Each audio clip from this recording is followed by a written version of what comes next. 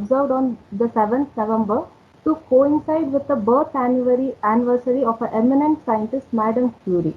So Marie Curie is remembered for the discovery of radium and polonium and to get huge contribution to fight against cancer. So our work in this field is very broad. So today we have here a resource person Chaitra Kotakal who is giving awareness about a cancer. So I request Ms. Maria to give a welcome speech. Thank you, ma'am. Good afternoon, one and all. I, Maria Sushma S., Assistant Professor, Department of EEE, take this opportunity to welcome you all to the webinar series in association with ATMA IEEE Student Branch. I take this opportunity to welcome ATMA CE Management for this event. On behalf of ATMA College of Engineering, I am happy to welcome Dr. Chaitra Kattakal, Radiation Oncologist, Clear Medi Radiant Hospital, Mysuru. Welcome you, ma'am. I take great pleasure in welcoming our beloved principal, Dr. L. Basavaraj, who has been a pillar support in making this institution proud and surge ahead. Welcome you, sir.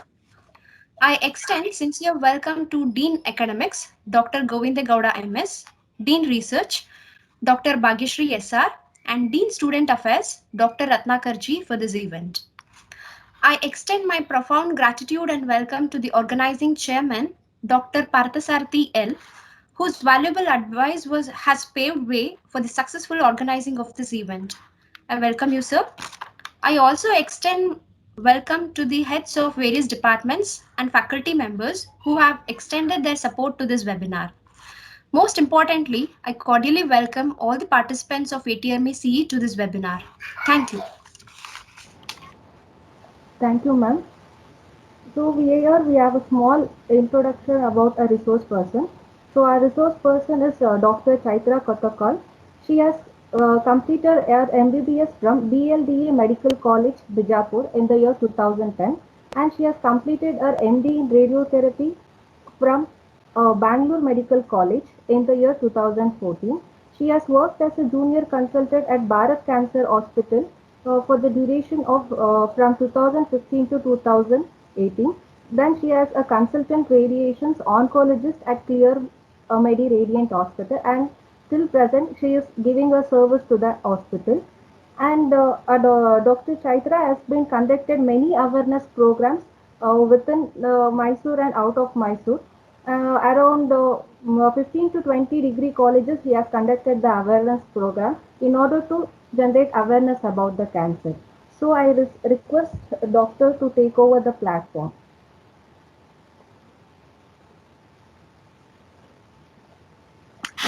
Good afternoon, everyone. Am I audible? Yes, ma'am. Okay. Thank you for having me here today on your platform.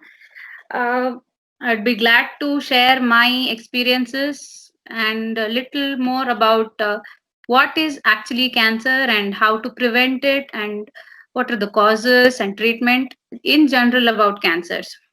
So, shall we start the PPT? Yes, ma'am.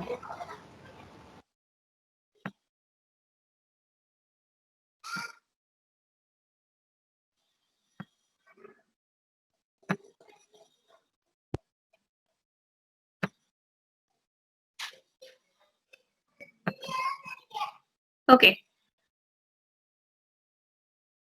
Are you able to see this? Yes, ma'am. Yeah.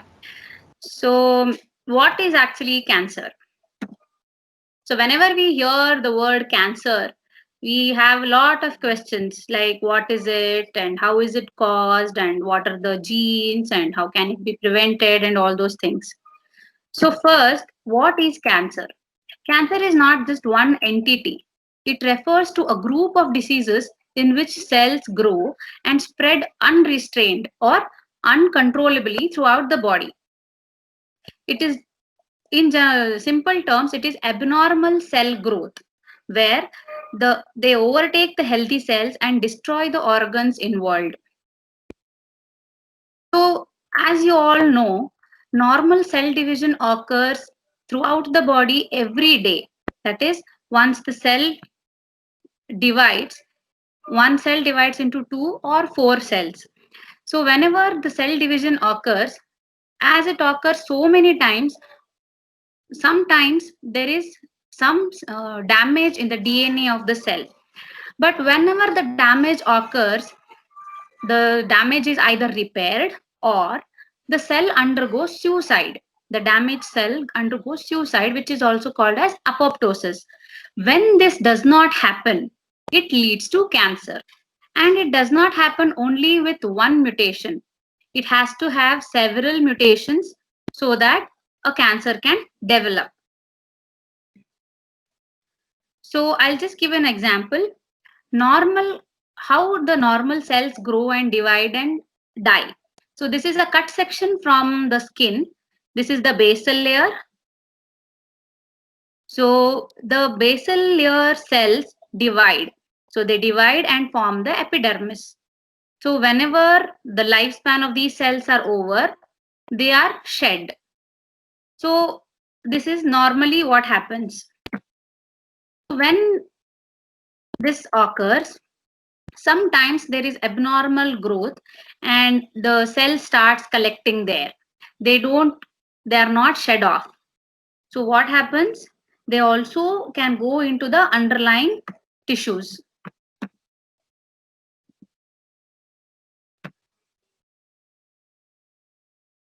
So whenever there is a abnormal cell growth, it is called tumor. But all tumors are not cancerous. The major features of cancer are invasion and metastasis. Invasion is it invades the cells around it, the surrounding tissues and the blood vessels, and destroy those things. This is called invasion. Metastasis is it goes into the bloodstream, goes into another site, reinvades another site, and grow at a new location. That is called metastasis. So the tumors which invade and metastasize are called cancers. So the other tumors which do not invade or metastasize are called as benign tumors. They are not cancerous. Malignant tumors are cancerous tumors which invade and metastasize. So coming to the causes and risk factors, it can be divided into two major categories. One is non-modifiable factors, that is biological or internal factors. For example, age. So as the age increases, the risk of developing cancer goes on increasing. But there are few cancers which are seen only in children. They are called pediatric tumors. They differ from adult cancers. Next is gender, which we cannot change. These things cannot be changed or modified. Gender, for example, CA breast is seen more in females. It is also seen in males, but being a female is a risk factor for breast cancer. There are few genetic defects or disorders which lead to cancers or are the risk factors for cancers. Skin type. So white skin people are at more risk of developing skin cancers. So what are the modifiable or preventable factors? One is lifestyle related factor, that is tobacco usage, alcohol consumption, food habits like red meat consumption, no physical activity. I would stress on tobacco and alcohol because they act synergistically. So if an individual is using only tobacco or only alcohol is at a lower risk, but when an individual uses both tobacco and alcohol, he is at a higher risk of developing any cancer. Next would be infections. Human papilloma infection, virus infection, which causes cervix cancer. Hepatitis B and C virus infections, which cause liver cancer. Epstein-Barr virus infection, which cause Burkitt's lymphoma. Others would be occupational and environmental factors like exposure to long-standing sun rays or any chemicals in a factory, etc. Why do we talk about smoking and alcohol so much is because Out of all the cancers, 40% are due to preventable causes or modifiable causes, and out of which almost 50 to 60% are due to smoking and alcohol together. So the others would be low fruits and vegetable intake, unsafe sex, which causes human papilloma virus infection, which leads to cervical cancer, anal cancer, and so many warts. Physical inactivity, overweight and obesity, air pollution, etc. So, what is there in every puff of one cigarette? So, you have various chemicals and poisons like butane, cadmium, stearic acid, toluene, nicotine, ammonia, carbon monoxide, methanol, arsenic, methane, acetic acid. Every chemical is a carcinogen, that is, which can cause cancer. So, every puff we take, we are at an increased risk of developing cancer. How many cancers are caused by this? There are around 16 to 17 types of cancers which are caused by tobacco usage. We all know about lung cancer, throat cancer, esophageal cancer, that is food pipe cancer. But apart from that, it can also cause leukemias, that is blood cancer, liver cancer, stomach cancer, kidney cancer, cervical cancer, cancer of the urinary bladder, pancreatic cancer, colon and rectal cancers. So, by avoiding tobacco, we are avoiding so many cancers. And it is not like you puff a cigarette once today and you have cancer tomorrow. No, there is a lag period of around 10 years. So, whenever the patient quits tobacco or smoking, tobacco in any form, gutka or whatever it is, if he quits today, even though he quits today, he is at a risk of developing cancer for another 10 years. So, best is not to smoke. So, heredity and cancers. As you all see, only a percentage of cancers are due to inherited factors. All others are due to modifiable factors. So, for example, in breast cancer patients, it's just 5 to 10% of the patients are due to inherited factors. Rest all are due to other modifiable or preventable risk factors. There are few hereditary conditions which are at a higher risk of developing cancers. For example, hereditary retinoblastoma patients are at a higher risk of developing retinoblastomas, that is, tumors of the eye. Xeroderma pigmentosum patients are at a risk of developing skin cancers, Wilms tumor, kidney cancers, Lee-Fraumeni syndrome, sarcomas, brain tumors, breast cancers, leukemias. This goes on and on. But these are very rare. So, first of all, these conditions are rare, and those patients developing cancers are percentage of that. Not all patients develop it. So, coming to signs and symptoms, there are few warning signs and symptoms of cancer which I'll talk about in general, but every cancer has different signs and different symptoms. For example, CA breast would have a lump in the breast or changes over the skin of the breast or lump in the axilla. CA cervix will have abnormal vaginal bleeding or irregular periods. CA lung would have cough or chest pain or breathlessness. But in general, there are few warning signs of cancer which you have to consider going to a doctor. A sore that does or ulcer that does not heal or continues to bleed. See, everyone develops sores or ulcers in the mouth, but it doesn't mean that all of them are cancers. But if a sore does not heal, which is very important, if it doesn't heal for a long period of time, please go and check. Persistent headache, thickening or lump anywhere in the body, over the skin, in the mouth, in the breast, anywhere. any thickening or lump anywhere in the body could be a sign of cancer.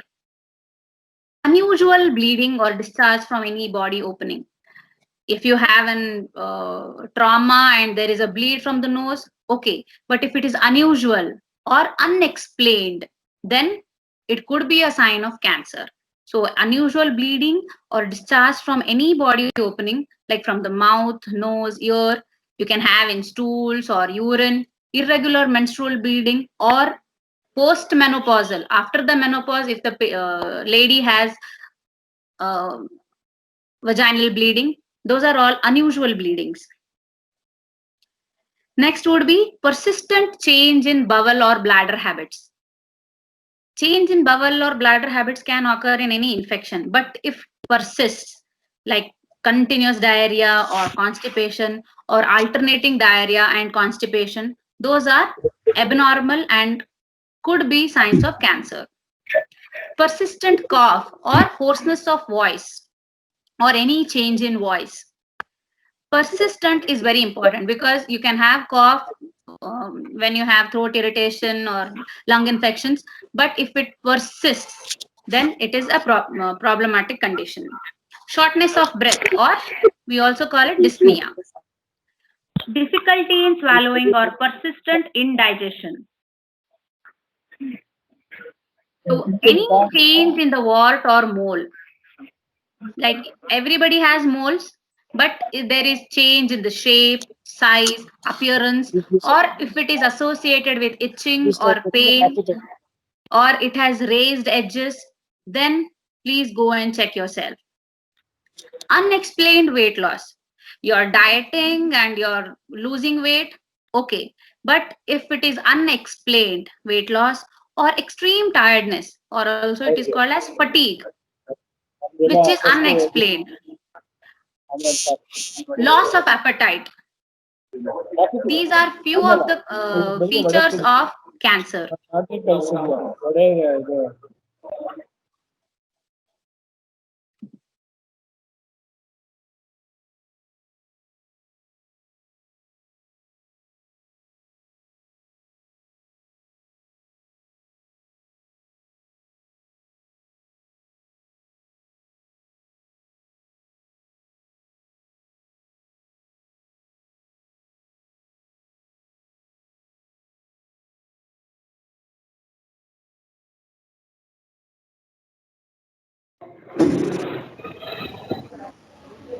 Hello, ma'am. Please unmute it, ma'am.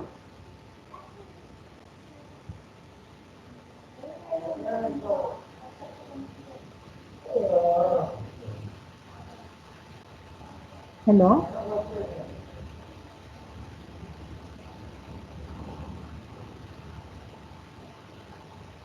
You are not able to hear? Now it's audible, ma'am. Since when we are not able to hear? Just before slide, ma'am. Just before slide, huh? Um, Okay, okay.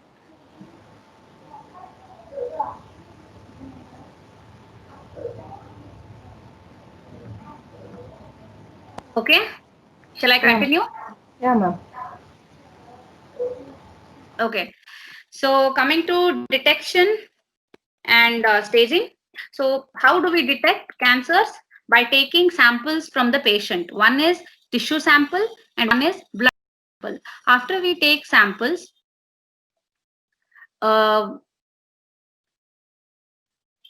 we do pathological testing, proteomic profile, and genomic profile. Pathological testing is done for all the cases. That is, the tissue is examined under microscope. So we do typing of the tumor, which type of tumor it is, and what grade of tumor it is. Then proteomic profile, that is tumor markers. Few of the cancers have specific tumor markers. So for example, ovarian cancer has CA125, which is a blood test. Simple blood test will tell you if the normal CA125 level has raised. So it could be ovarian cancer. Similarly, prostate cancer, the test done is PSA, that is prostate specific antigen. There are few more for colon, for lung, so many tumor markers. Then genomic profile. This is not done for every cancer. Only few cancers, for example, chronic myeloid leukemias, where ABR-BCL gene arrangements are seen. This is to detect as well as for treatment purposes. So after we detect or diagnose that it is a cancer, then we assess the extent of spread. So how much it has spread in the body. So for that we do imaging, either CT scan, MRI scan, PET scan. After imaging, we do a TNM staging. TNM stand for tumor, node and metastasis. Tumor is the primary tumor, what is the size of it, how much it has grown and invading the surrounding structures.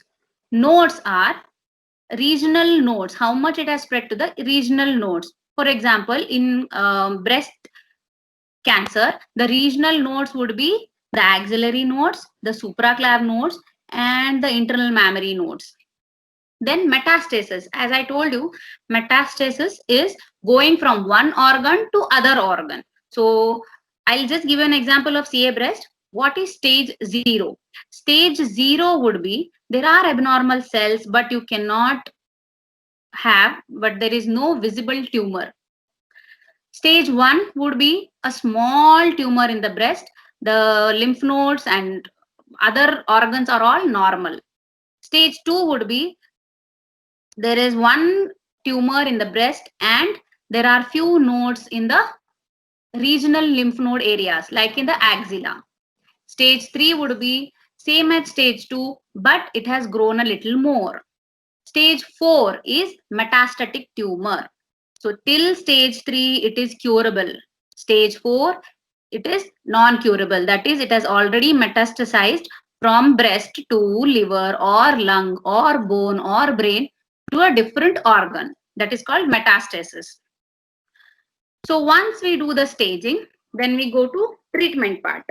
So the treatment depends on stage, obviously, because stage 1 will have lesser treatment than stage 2 or stage 4. Type and grade of the tumor. Different types of tumors have different types of treatment. For example, as squamous carcinoma in the pathological examination report, if it is a squamous cell carcinoma, we'll have a different drug which the cancer responds to. If it comes as adenocarcinoma, it will have a different drug.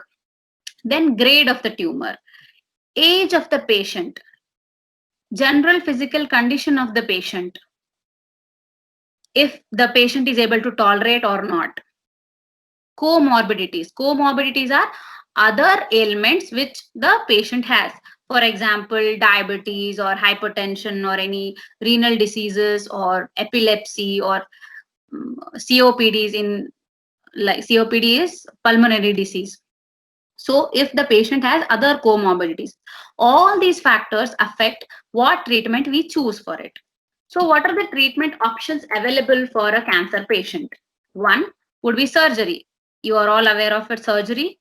Then chemotherapy, that is we introduce drugs into the body. Next is radiation or radiotherapy, where we use rays to treat the cancer. So coming to surgery, it is the oldest form of cancer treatment. It provides the best chance to stop many types of cancers. So what are the types of surgeries? One, curative surgery, where the intent is cure. One is preventive surgery.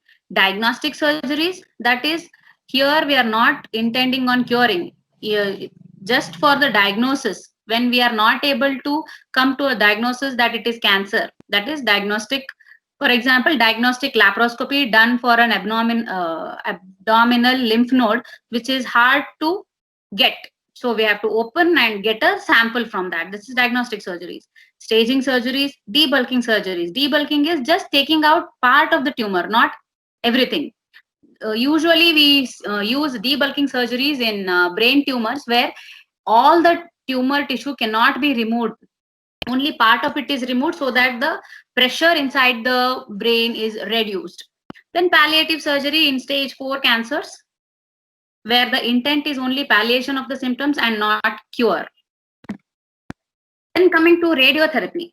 Radiotherapy is using high energy ionizing radiation to kill cancer cells. How does it do that? The radiation damages the DNA and disrupts the ability of the cancer cells to grow and divide. So what are the types of radiation we use? Photons, that is X-rays or gamma rays. Charged particles like alpha, beta, or protons, neutrons. All these things are used to kill the cells. So what is the aim of radiotherapy? It is the maximum damage to tumor or target tissue and minimum effect on the normal surrounding tissues. Because as surgery, radiotherapy is also a local treatment. So if it is CA breast, we give radiation only to that area. It does not affect the whole body.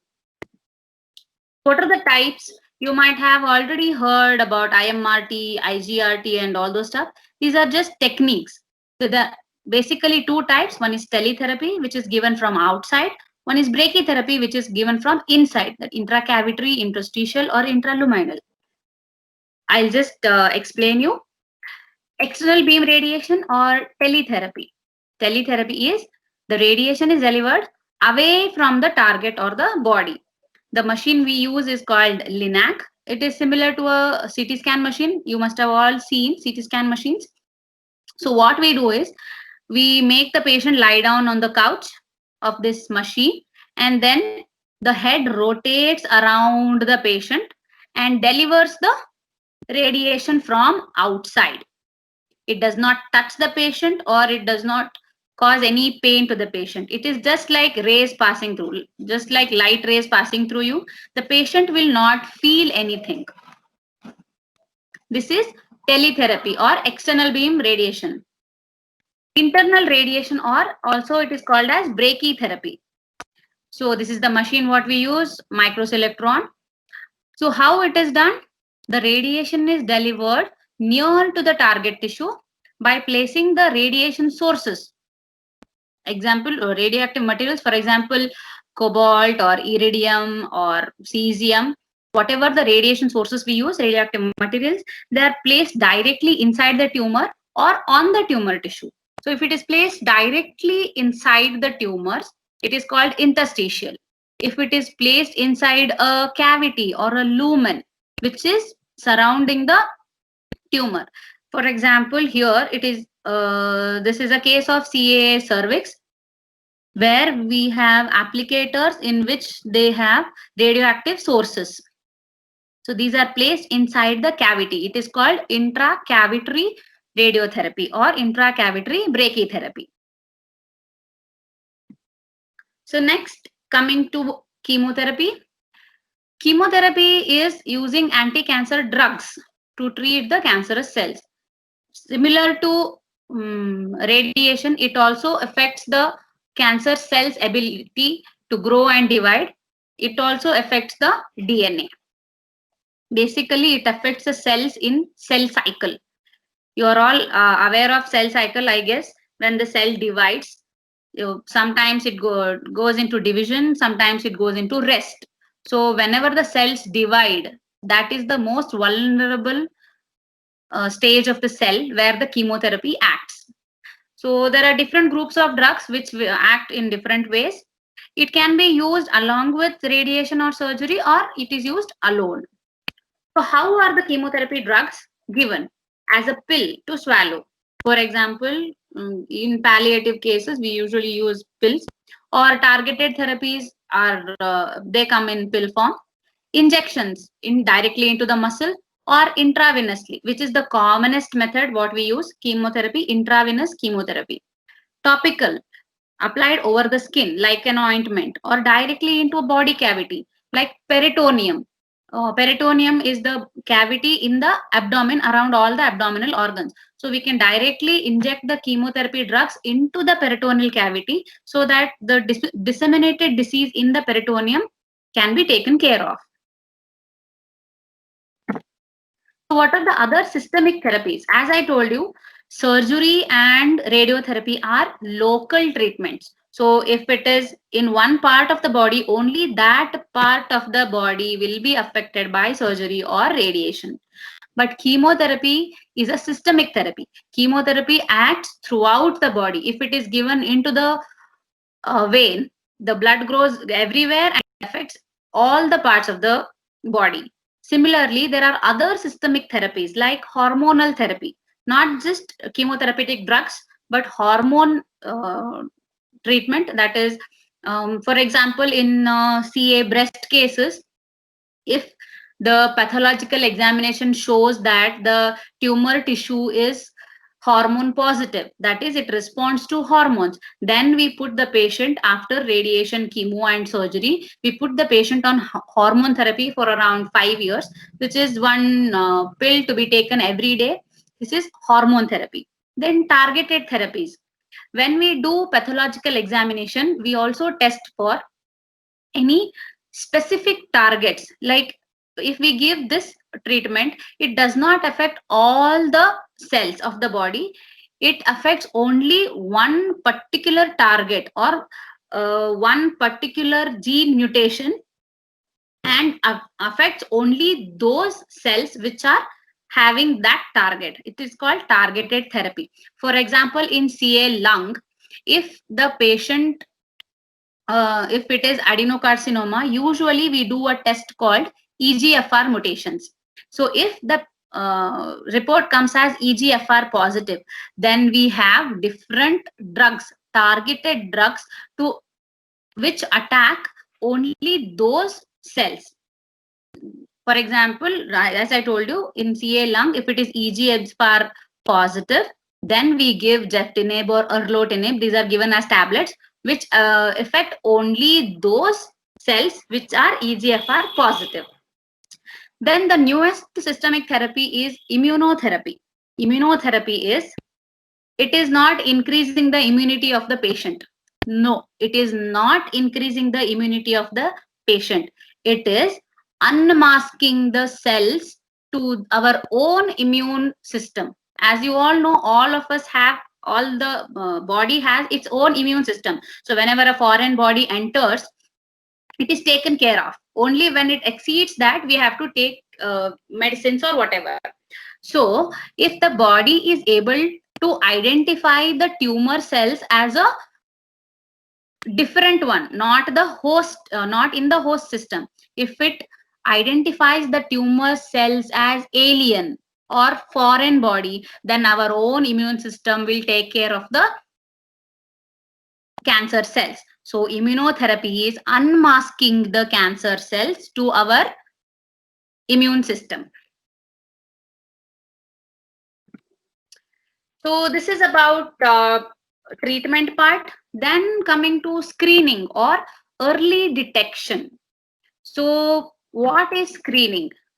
Screening test is a test done to detect health disorders or diseases. Now we are talking about cancer in apparently healthy individuals who do not have any symptoms of the disease. That is, when you go to a doctor with a symptom, that is not screening. When you don't have anything and even then you get a test done, that is called screening test. It is not diagnostic test. We just screen the population to like to have a disease or not to have a disease. So only very few cancers have this screening test. Not all the cancers are amenable for screening tests. But why is this important? I'll tell you. I'll just give an example of CA breast. See, if the cancer is detected in stage 0 or stage 1, the survival of the patients after treatment would be almost 75 to 90%.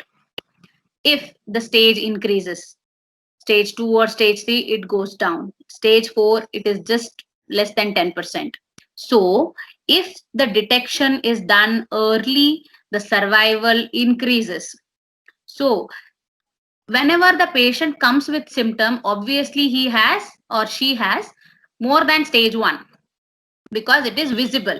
When we want to detect the cancer at an early stage, at stage 0 or early stage 1, that time you need to have screening test, because even without the symptoms, the people will have uh, some amount of cancer cells inside in stage 0. So if we can detect at this stage, the survival goes up significantly. So I'll just give you an example. What are the screening tests available? These for cervical cancer, for breast cancer, for colon cancer, these are all approved by FDA and or used. There are few other tests which are used but not approved of and not very useful. So cervical cancer, the test we do is pap smear. What is it? It is taking the cells from the cervix. It could be normal cells, it could be abnormal cells, and then they are tested under a microscope. So it could be a normal pap smear or an abnormal pap smear. Whenever there is an abnormal pap smear, it does not mean that the patient has cancer. When it is abnormal pap smear, we ask the patient to undergo further tests to see actually if there is cancer or not. It is done in all sexually active females. It is done every 2 to 3 years. Breast cancer. Breast cancer, the test we do is mammography, that is X-ray of the breast, not chest X-ray. X-ray of the breast. We use low dose X-rays to do imaging of the breast. So it is done in more than 40 years, done every year. So this is a normal mammogram where there are no abnormalities. Here there is a cyst with well demarcated margins. It is not cancer, it is a benign cyst. This is a cancerous condition. So mammogram can detect cancer as well as other abnormalities in a breast. Colon cancer. The tests we do are fecal occult blood test and colonoscopy. Fecal occult blood test is we test the stool sample for containing any blood cells which will not be detected. The patient will not have frank blood or frank bloody discharge in the stools. But when we test the stool sample, it can have blood cells in the sample, which is done every year. Colonoscopy is done only after 50 years up till 75. More than 75 years, it is little controversial to be done or not done.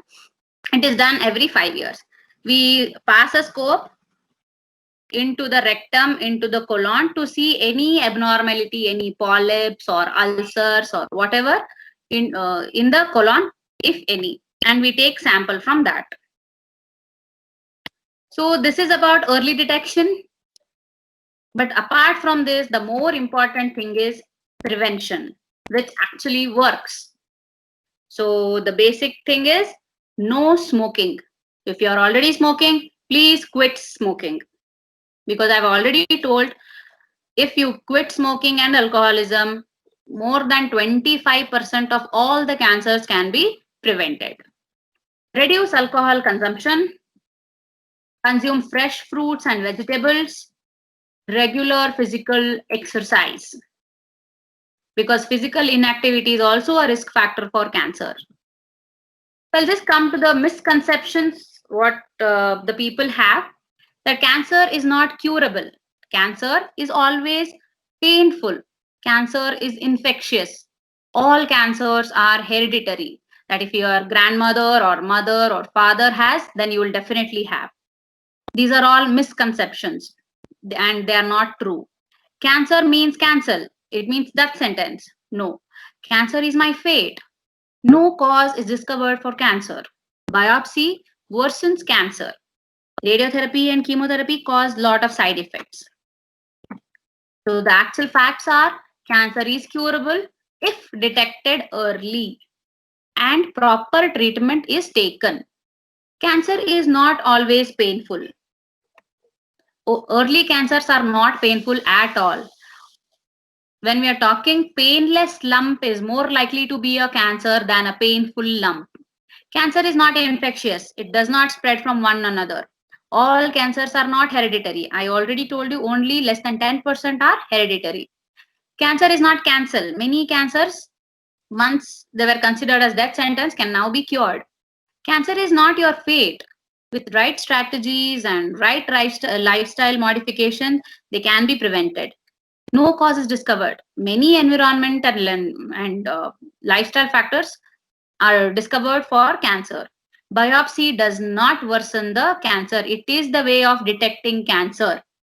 Radiotherapy and chemotherapy cause a lot of side effects, yes, but they are all predictable, preventable, and manageable. So don't worry. So whenever you have, or whenever any of your relative has a cancer, first thing is worry and fear. That you should not have. You should just face it like any other disease.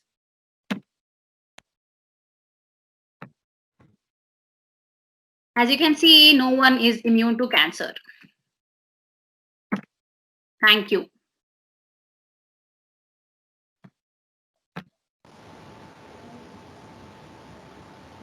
Thank you, ma'am, for your insight about various types of cancer and cancer treatments. Hope our participants have got enough information. So now we are at the end of the session and any queries can be posted in the chat box. So the doctor will provide probable answers.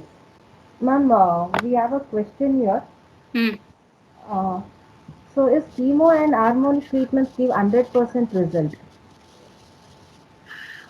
No, it is not 100%. Whenever, even if it is stage 1 or stage 0, we cannot guarantee that 100% of the people receiving that treatment will be cured. We can say up to 90 to 95%. I can see some questions in the meeting chat. Yeah, ma'am.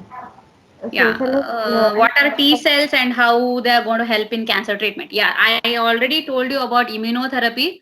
This is T cells are our immune cells which actually detect some foreign body and act against it. So if our body is able to identify the cancer cells as foreign bodies, then that immunotherapy works in the same way. It unmasks the cells, cancer cells, to the immune system of our body, which includes T cells. So what are the right strategies in food habits which can reduce the risk of cancer? Okay, as I already told you, regular exercise, avoid red meat, eat fresh fruits and vegetables, avoid tobacco and alcohol. These are the few lifestyle modifications which can reduce the risk of cancer. Okay, when the early stages to be identified. Okay.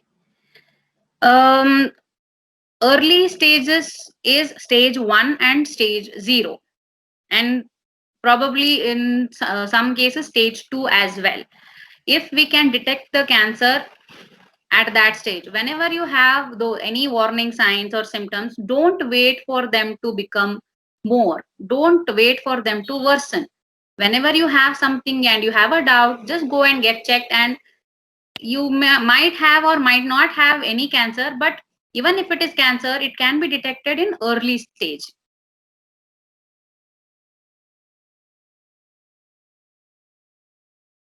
Okay. Ladies are not taking alcohol or smoking but also have cancer. Yes, as I told you, only 40% of the cancers are preventable. Rest 60% are not due to preventable causes. Inherited causes also cause cancers. In the age itself, being a female itself is a risk factor. So they can have.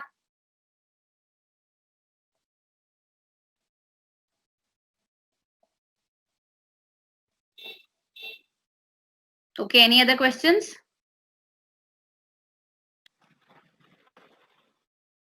How stem cell technology is supporting in curing of cancer?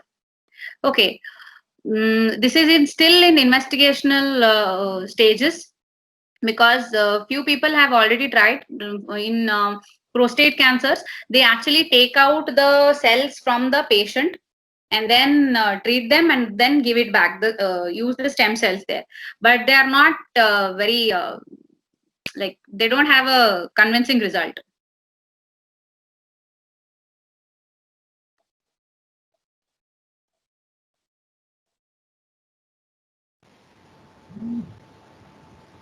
Okay, probable cost for entire treatment under immunotherapy. Immunotherapy right now is not given in stage 1 to 3.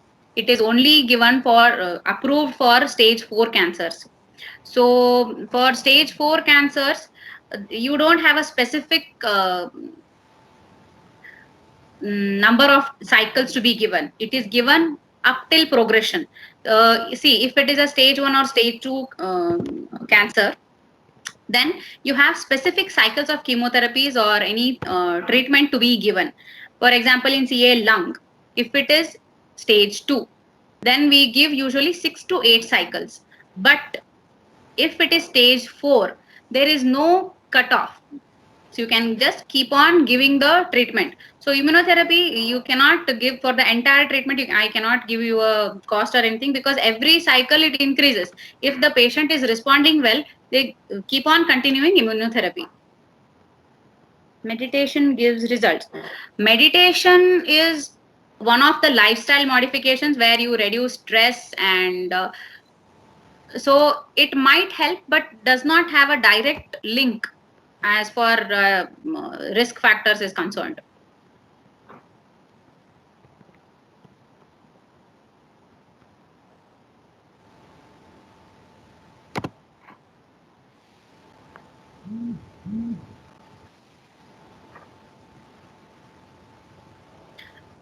How physical inactivity may result in cancer.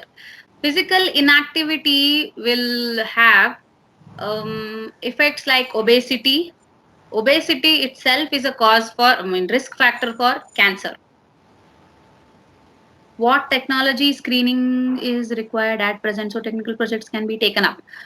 Okay, actually, there are so many technologies which we use in cancer. For example, for diagnostic purposes, we use so many machines and tests.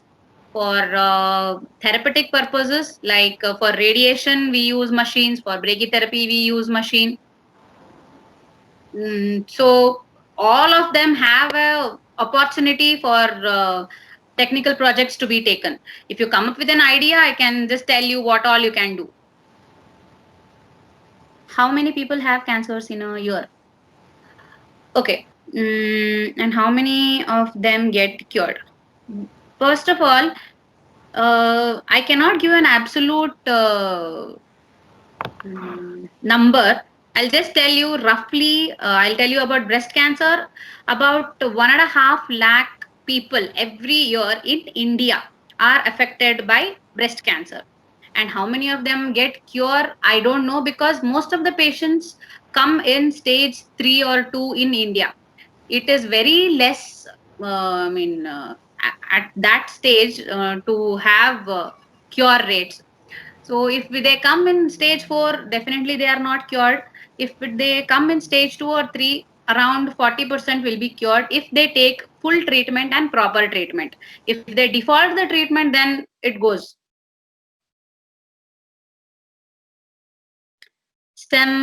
Okay, the stem bank from the umbilical cord during birth stage can be used for curing cancers. That's what I told you. All these stem cell therapies and all are all in investigational period.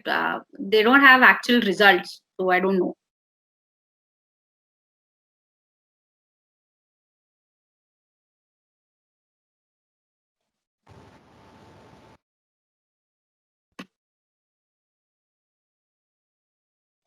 How could be the stage 1 duration? Duration, I guess you mean at how could be the stage 1 duration? I guess you mean how long will it be before you diagnose? Yeah, ma'am. How long it takes to go to the stage 2? Yeah, that's what. It depends on the grade of the tumor. If the tumor is grade 1, that is basically very slow growing tumor. So it might take around a year or a two. If it is grade 3, sometimes they develop from 1 centimeter to 5 centimeter lesion only in 3 months. So it depends on how aggressive the tumor is. So I cannot tell you, the stage is different and grade is different. Stage is how much it has spread in the body. Grade is how aggressive the tumor is. Even the grade 3 tumor may be in stage 1, detected in stage 1 because the patient has detected it at a very early stage. And grade 1 tumor can also be stage 4 because grade 1 tumors, they take a very long time to progress, so they may not be progress, they may not be detected very early. Symptoms related to bone cancer. So symptoms related to bone cancer would be fractures or bone pains or any swelling in the limbs, anything.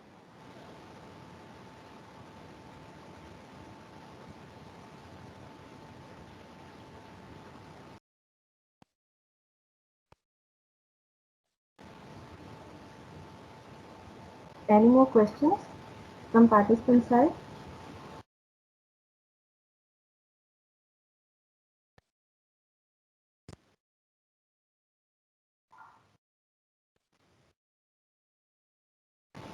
Okay.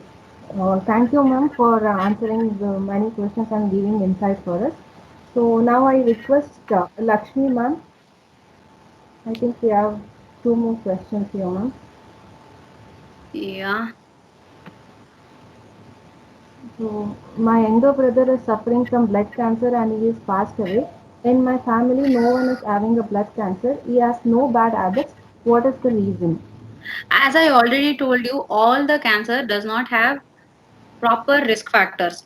I told you only we can have 40% which are preventable causes, and also in the non-modifiable causes, we have only few cancers which risk factors are found. Most of the cancers are spontaneous, which are not hereditary. They are not coming from your father or mother or grandparents, but it is called sporadic cancers, which will be only in those patients, and we do not know causes for most of it. Okay, do all types of cancer show initial symptoms? Initial symptoms would be very vague to call them as cancer symptoms, so most of them go unnoticed. If you have a feeling of tiredness or fatigue or just weight loss, you don't consider it to be cancer. That's why we don't see any um, cancers in early stages. As I told you, if the lump is painless in a breast, painless lump is most likely to be cancer. But when the lump is painless, the patient or the individual does not go to a doctor. They wait till it becomes more big or it becomes painful or it affects skin. Then only they go to a doctor. That's why they come in later stages.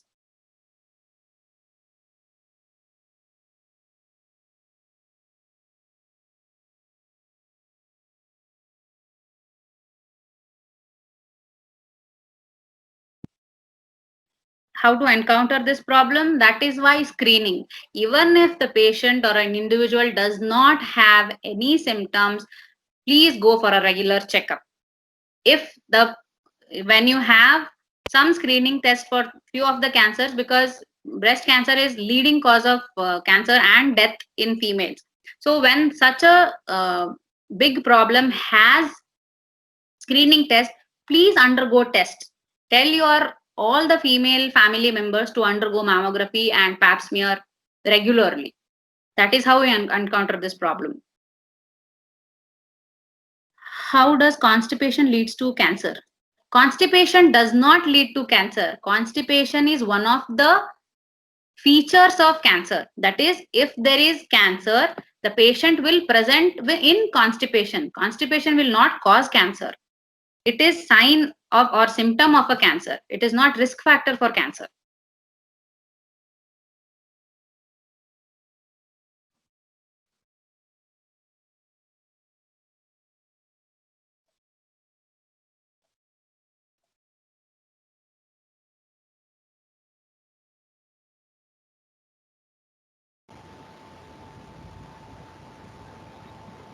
Thank you, ma'am. Thank you for answering so many questions. So now we have reached at the end of the session. I request Mrs. Lakshmi K, Assistant Professor of Department Tripoli, to render vote of thanks. Good afternoon, all. ATMACE has emerged as a prominent institute offering quality engineering education. I, Lakshmi K, Assistant Professor, take this opportunity to render vote of thanks. I thank Dr. Chaitra Kotakal, radiologist, Clear Medi Radiant Hospital, for giving us an awareness about the cancer. Thank you, ma'am. Thank you. Thank you for having me. I hope I was able to answer your doubts and maybe some amount of information about cancer. Yes, ma'am. Yes, of course. I thank management of ATMACE for constantly encouraging us and supporting in organizing this webinar. I thank our beloved principal, Dr. L. Basavaraj, for his valuable guidance in the conduction of this event. Thank you, sir. I thank Dean Research, Dr. S.R. Bhagyashree, Dean Academics, Dr. M.S. Govindegowda, and Dean Student Affairs, Dr. Ratnakar Ji, for their constant support. I am thankful to the enormous efforts of the organizing chairman, Dr. Patsati L, for the valuable guidance throughout the conduction of this event. Thank you, sir. I extend my heartfelt thanks to the heads of various departments for extending their sincere support. I thank all the participants who have joined us. Thank you all.